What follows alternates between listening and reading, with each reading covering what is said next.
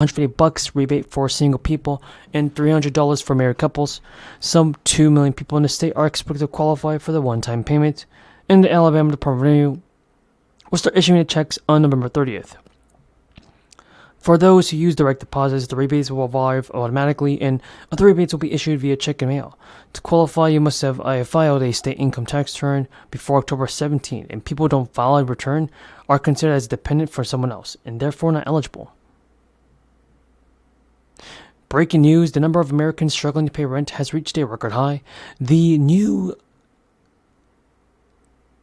comes as home sales across the nation drop, but with inflation still affecting millions of people, we're wondering whether lawmakers will actually provide more financial assistance.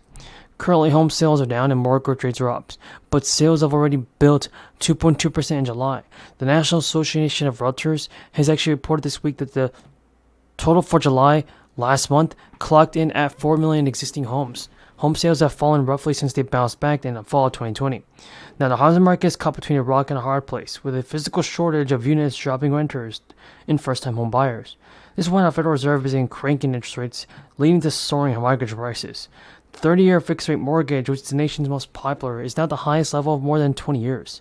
According to the data from the government, now the economy continues to do more better than expected, and 10-year Treasury yield has moved up, causing mortgage rates to climb.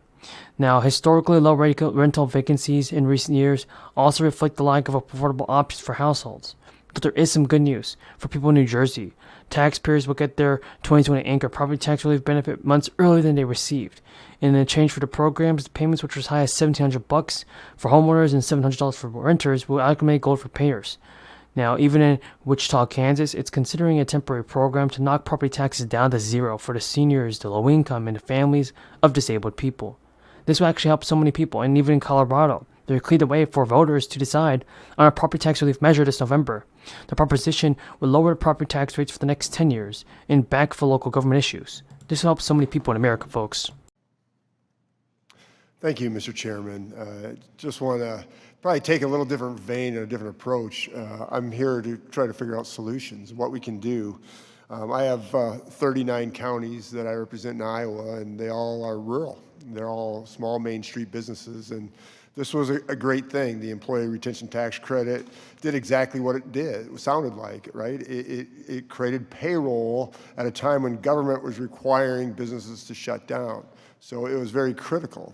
And I get it. I mean, when you roll something out so fast, you're trying to resolve something, you're going to have a lack of clarity. You're going to have a struggle with eligibility and stuff like that. But think of how much time has gone past now since this has actually occurred. I mean, it's been, almost 18 months to 2 years.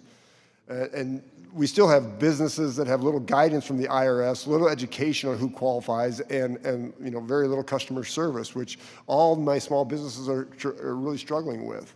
So my question is this, Mr. Gray, what can we do? Solution, it seems like there's a lack of education or there's a lack of IRS guidance on the ERTC, and obviously it's creating fraud. It is happening. The inflation rate is expected to rise once again, everybody. And now the Federal Reserve is planning to take big action to address this major issue.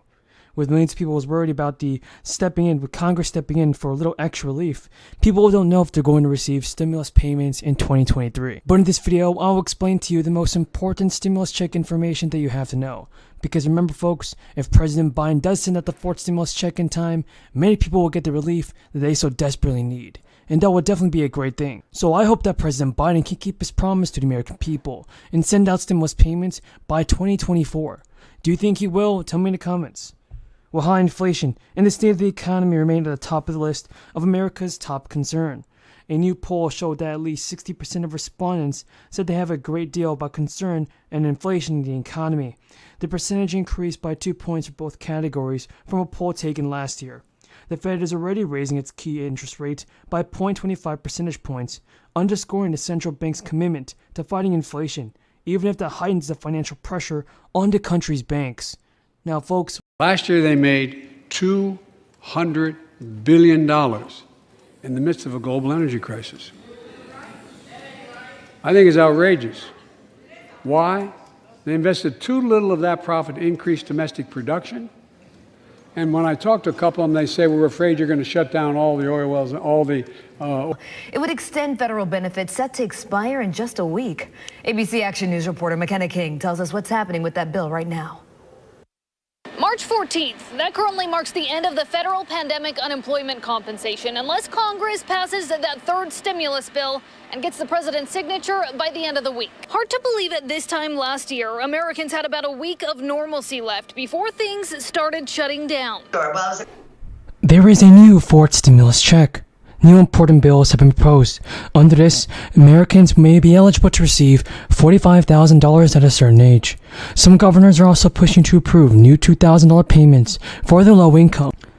And now, newly introduced legislation could provide some Americans with up to $45,000 by the time they turn a certain age. Earlier this month, the Democratic senator and representatives have announced they plan to reintroduce the American Rescue Plan Opportunity Accounts Act. In a statement, Booker's office said that Senators Booker and Representative Ayanna Pressley have reintroduced the American Opportunity Accounts Act. This is legislation that will create a federally funded savings account for every child in order to make sure that economic opportunity is a birthright for everybody. The reintroduction of this bill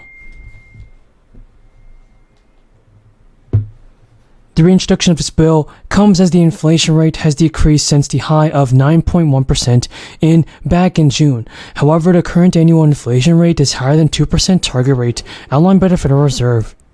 Now, under this bill, a family of four with an income of less than $25,000 will receive the federally funded account and would reach $46,000 by the time the child turned 18. For a family of four with an income of less than $56,475, the account is estimated to reach $12,000 by the time the person turns 18. The senator has told Newsweek that Americans today are having a harder time accessing homeownership, higher education, and a secure retirement than their parents did just a generation before them. This bill would fix the broken tax code by providing every American child with a startup capital for their life, and helping to drive down the wealth inequality that holds American families back from their full potential. The Pennsylvania governor has also continued to push for $2,000 relief checks to help every resident with prices at the grocery store and gas pump. The governor has called on the state's General Assembly to pass his Pennsylvania Opportunity Program, which would provide $2,000 payments to households that earn less than $80,000 per year. If it's passed, it's estimated that the program will receive 250,000 applicants, and which would cost them about $500 million. The governor in a social media post said, "We have these funds available. It's not fair to withhold them from taxpayers." Wolf also noted that the state budget has $15 billion in funds available. The program was introduced as part of the budget proposal but removed during negotiations. He's now calling on state lawmakers to act on delivering the inflationary relief.